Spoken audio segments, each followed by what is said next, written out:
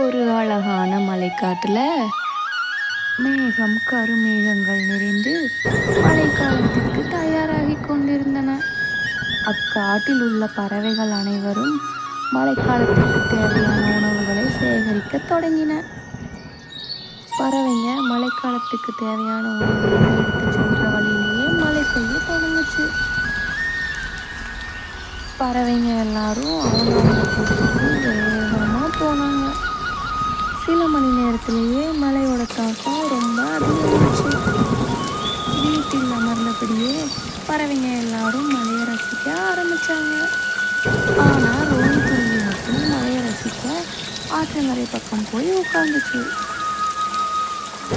அப்படி உட்கார்ந்த ரோனிக்குருவி இப்படி சொல்லுச்சு, ஆஹா, மழை எவ்வளவு அழகா இருக்கு.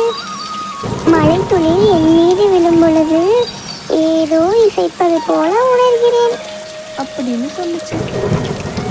ஏன் எல்லாரும் மழையை பார்த்து பயந்து போறாங்க? ஆனா எனக்கோ மழையில நனைவது அவ்வளவு சந்தோஷமா இருக்கு. இப்படி ரோனிக்குருவி பேசிக்கிட்டு இருந்ததை தூரத்துல இருந்து கேட்ட மயில் இப்படி நினைச்சிச்சு, ஆஹா, இந்த மலை எவ்வளவு அழகா இருக்கு. நம்ம காத்தோட இந்த மலையை பார்க்கும் பொழுது எனது விருப்பங்கள் போதாது என்று தோன்றுகிறது.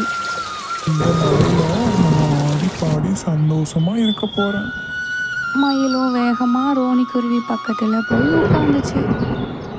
ரோனி பாட்டு பாட, பச்சை கிளி இசையமைக்க, மயில் நடனமாட, இப்படி அக்காடே சந்தோஷமா மழையை ரசிச்சிட்டு இருந்தாங்க.